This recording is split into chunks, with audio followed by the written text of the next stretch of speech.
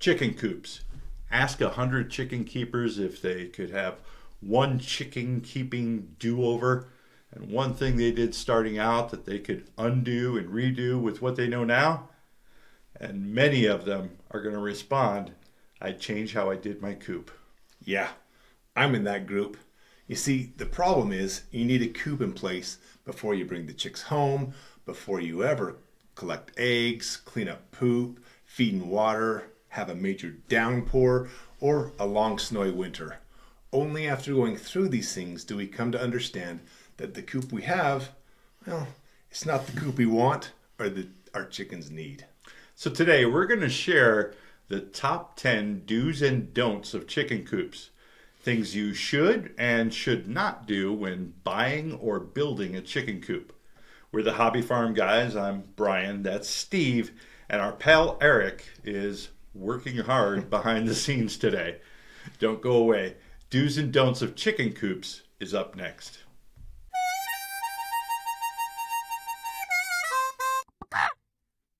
Hey everyone, thanks for joining us. Whether you're looking into purchase or looking to build, there are a few things to consider as you plan and construct your chicken coop. So let's get right into the do's and don'ts of chicken coops. And the first thing is, do check if there are permits required or local chicken laws or ordinances. Before beginning, find out if there are restrictions on keeping chickens or on building a structure. Generally, a small coop will be allowed without the need for special permits, but bigger coops may require a permit before you can legally build it. And check local laws and restrictions regarding the location of the coop. Many locations have very specific codes in place that restrict where you can place your coop. For example, no closer than 20 feet from your property boundary. Find out before you build so you aren't forced to tear it down and move it when you get a new neighbor or the wrong person sees it. And that leads us into our first don't. Don't neglect to carefully consider the location of your coop. Beyond any legal restrictions, there are many other things to consider when determining where to place your coop. Where do you get sun? How about shade? Is your climate hot or cold? Cooler climates with long, cold winters may opt for a sunny location to take advantage of solar heat. But those living in hot, humid areas may appreciate a bit of afternoon shade. Right. And how about wind? Also, if you get lots of moisture, your coop and run can end up a muddy mess or a full-on lake if located in a low area or somewhere that gets runoff from a neighboring structure's roofline. How close are you to a power or a water source?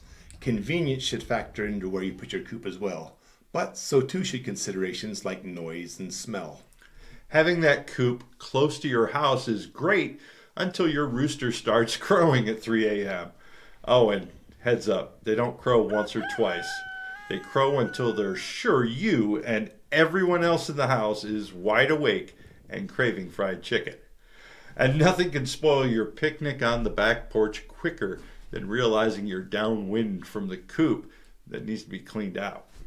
Next up, do overestimate space requirements. Trying to figure out how big the coop needs to be, it can be challenging, especially when you're standing there looking at all those cute little chicks and thinking, I want at least 2 of each. Flock size will be a primary factor in coop size, but so will things like which breed or breeds you get and the size and availability of a run or free-ranging opportunities. Also, what type of weather you get. 3 to 4 square feet per bird is a pretty general recommendation for coop floor space for standard sized birds. But that presupposes that the chickens also have access to a large run or outdoor space. If not, or if weather or work schedules frequently result in the birds staying in the coop for long periods, those numbers may go from 3 to 4 square feet to 5 to 10 or more per bird. Also, plan on 8 to 12 inches of roost space per bird, and at least 1 nesting box for every 3 to 4 hens. Chickens, like people, have personal space bubbles. And just like people, some have big bubbles and some have smaller bubbles. Breed will play a role here, but you'll also find that individual chickens have their own personalities as well. And flock dynamics and pecking order may also come into play. You may find that chicken A is fine with chicken B sitting next to her all day, but she can't stand being anywhere near chicken C. It's a little junior high in there some days. Yeah.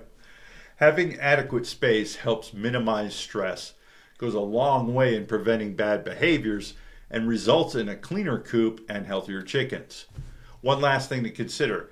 While you may be planning on starting with 4 birds to see how it goes, what happens when you fall in love with chickens and bring home a dozen new chicks next spring? Maybe plan a little extra room for future growth. Next up, don't forget to address ventilation. This is the big one that many new chicken keepers and some experienced ones have trouble grasping. We want to seal that coop up nice and tight and keep all that warm air in there for our chickens over winter. But we end up doing more harm than good. Coops need ventilation. You need to make sure that there is proper airflow within the coop without making it drafty. Chickens store up plenty of dust flapping and scratching around. You want to be able to keep the air fresh to protect their lungs.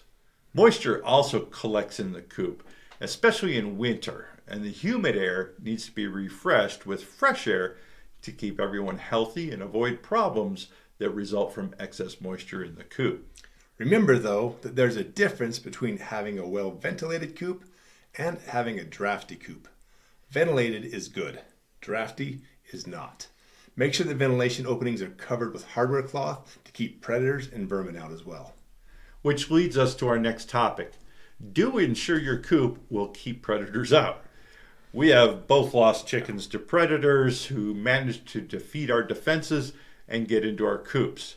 They can be both strong and crafty, so your coop defenses have to be stronger and craftier.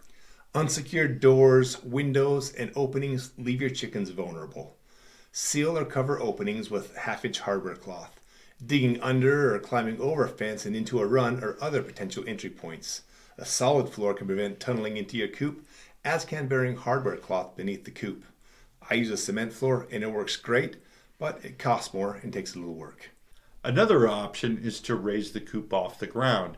That eliminates tunneling in as a means of entry. Knowing what predators you're dealing with really helps determine what defenses your coop requires. Fending off martens or weasels looks different than guarding against coyotes or bears. Whatever your predator, locate the coop in an open area away from cover and consider using a yard light or motion light, which can be a really effective first step no matter what predator you have. Yeah. Next, don't forget to have a plan for power. I know many of us end up with coops in locations where we don't have access to power. But as someone who made that mistake, let me assure you, this is a mistake you don't want to make. If you're in a temperate climate, maybe you'll be okay. But if you live like a place where we do, or it gets really cold for a really long time, make a plan to have power available at your coop. Yeah, I can second that. Dealing with frozen water all winter gets old quickly. Also, with the shortened daylight hours and a full-time job, I often end up tending to the chickens in the dark. And having a light out in the coop is useful for my own benefit. Plus, it provides you the option of keeping a light on the birds to keep egg production up if that's something you want to do in the wintertime for your goals. Yep. Not to mention being able to add security lights or an automatic coop door in the future. Whether you opt to run a power line, install a solar panel, or hook to a battery, you'll be grateful for power at your coop. Also, don't forget about providing a dust bathing area. Why is this part of the coop discussion? I mean, my chickens, they dust bathe in the yard and the flower gardens, even though I've potted plants on the deck all summer long. So why plan for a dust bathing area in the coop? Well, if you listen carefully, you realize that Steve answered his own question. Problems with chicken mites and lice are far more likely in the winter, when the dust bathing areas the chickens have used all spring and summer are now frozen solid or covered in several inches of snow. For me, inside the coop is the only place I can set up a dust bathing area for the chickens in the winter that doesn't become a frozen tundra overnight. Right. This may not be an issue for you, but for many of our viewers, well, they live in cold areas. And would you believe Some leave in areas even colder than us. Yeah. Looking at you, Canada. We thought it was worth mentioning anyway. So this is another thing to take into account as you plan for the size of your coop, right? Do you need some extra floor space to accommodate a dust bath area? Next, do you have a plan for feed? Chickens can be notoriously messy with their feed. Not only is feed all over the floor a waste of money, it invites mice and other rodents that can cause problems or bring disease. Keep feed off the floor at about the height of the chicken's back. Also store extra feed in secure, sealable containers to keep the mice out. Also, don't forget to plan for chicken poop and needed cleaning. One thing you'll come to note is that chickens, well, they poop a lot. They even poop when they're sleeping, which means you'll end up with an amazing amount of the stuff beneath their roosts. So plan accordingly. Do you have a way to easily clean that poop and the mess? Periodically, you'll want to refresh and or replace bedding materials as well. Have a plan for taking care of poop and litter. Access doors or areas large enough to work a shovel can be planned into the design.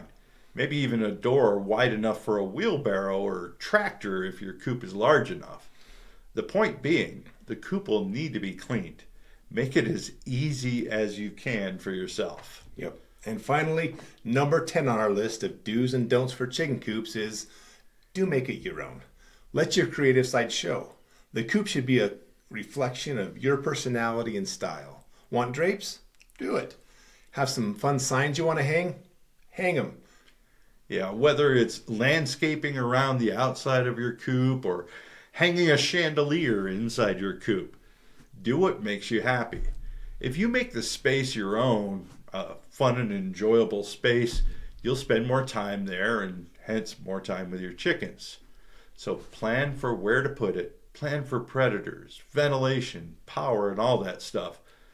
But then plan to make it a coop for your chickens and have an absolute blast doing it. Yep. Hey, tell us about your coops or your biggest do or don't in the comment section. We love to hear from you guys as well. And that wraps up our 10 do's or don'ts for chicken coops. But before we go, we do hope that you'll give the video a thumbs up if you found it useful. And do feel free to share the video and subscribe to the channel. Until next time, happy hobby farming.